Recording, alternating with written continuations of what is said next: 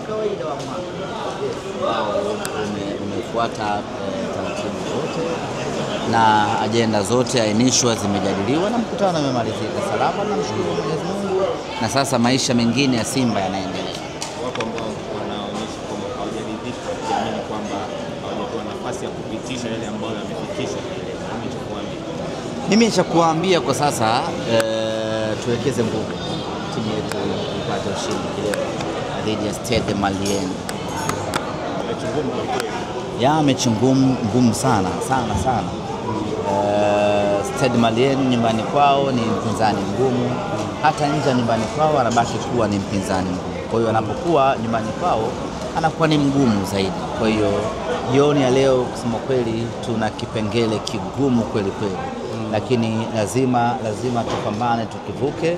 Tunashukuru matokeo ya jana ya Esperance na Petro, sare ya bao 1-1 imekuwa na faida sana kwetu.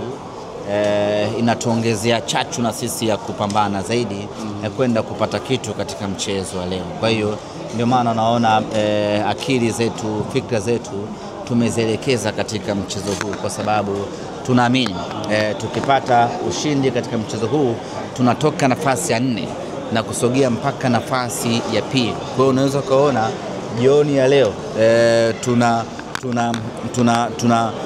tunakwenda kutafuta kitu bora kweli ambacho ni kuipeleka Simba katika nafasi ya 4 ya kundi letu, nafasi ya pili ya kundi letu. Kwa hiyo ni hatua muhimu, na ndio maana tumewekeza nguvu zote kuhakikisha kwamba tunapata ushindi katika mchezo huu. Nilikuwa nasoma comment kwenye YouTube channel ya Simba, wengi wamekuona pale nyuma wanasema semaji mfia timu hayuko pia kule, kama vile watu wameingiwa na ubaridi. Wafia timu tuko wengi ama wako wengi ndani ya Simba Sports Club. Kwa hiyo hili hapa Dar es Salaam lilikuwa ni jukumu muhimu kwa Simba, na kule Bamako Mali ni jukumu muhimu la Simba. Kwa hiyo ni mwendo wa kujigawa tu ili kutimiza majukumu yote muhimu ya Simba Sports Club. Baada ya maazimio ya mkutano huu leo, naamini Simba mpya imara inakwenda kuzaliwa. Bila shaka mambo sasa yanakwenda kuwa bambam, kwa sababu ukiangalia hotuba aliyoitoa naibu waziri, ukiangalia hotuba ya mwenyekiti wa klabu ambayo ndani yake imecement mambo ya msingi kabisa, ikiwemo ya kwamba hatuna nia ya kumdhuru mtu. Kwa hiyo imezima maneno yote ambayo watu walikuwa wakiazua na kujipanikisha huko nje. Kwa hiyo Simba imara, Simba bora sana, ukizingatia na mabadiliko ambayo yanakwenda kufanywa ya katiba, tunakwenda kuwa na Simba ya kisasa kweli. Semaji, katika hatua za awali Simba ilionekana kubebwa zaidi na matokeo ya ugenini, ukiachilia mbali Benjamin Mkapa ambako ilikuwa imetoa sare. Unafikiri inaweza ikawa ni silaha kubwa kuelekea mechi ya leo, hasa inapocheza ugenini? Msimu huu tumekuwa na matokeo mazuri sana away kulinganisha na nyumbani Benjamin Mkapa. Japo sisi malengo yetu na makusudio ni kupata matokeo mazuri kwenye kila kiwanja. Tupate matokeo mazuri Benjamin Mkapa kwa sababu ya faida ya mashabiki wetu wanaokuwepo uwanjani, na tupate matokeo mazuri away kwa sababu ya kujikusanyia alama zaidi. Lakini msimu huu tumenufaika zaidi na viwanja vya ugenini. Mechi hii ya leo inatuongezea hiyo confidence ya kwamba tuna uwezo wa kupata ushindi ugenini. Kwa hiyo tunakwenda katika mchezo huu tukiwa na hiyo confidence, tukiwa na hiyo historia ambayo kuna wakati historia huwa ina umuhimu wake katika maisha. Kwa hiyo tunaibeba historia hiyo in a positive way, tunakwenda kupambana ili tukachukue alama 3.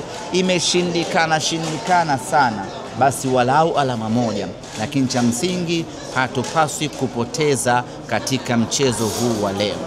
Semaji, katika kundi ambalo lilikuwa linaonekana angalau linaweza kuwapa zaidi wa Tanzania furani, grupu la Simba, lakini kwa jinsi ambavyo mlianza na maneno ulivyo, unaonaje kundi kwa ujumla? Watu wote wasiojua mpira ndio ambao waliona kundi letu jepesi, lakini sisi ambao tunaujua mpira na tuna uzoefu na mpira wa Afrika na timu za Kiafrika tulikuwa tunafahamu ugumu wa kundi letu. Ogopa sana timu hizi za ukanda huu mwingine kwa mpira wa sasa wa Afrika.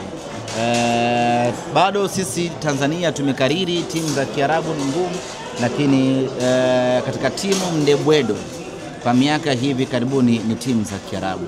Ukipangiwa Waarabu hata 8 una uwezo wa kufuzu kwenda hatua inayofuata. Waarabu wamelegea vibaya mno. Jana kuna Mwarabu mmoja amekula bao 4-1. Unamjua nani? Belazdad. So ungetegemea ameenda kucheza na timu ya kawaida mno Otoho Odoyo ya Kongo, amepigwa bao 4-1.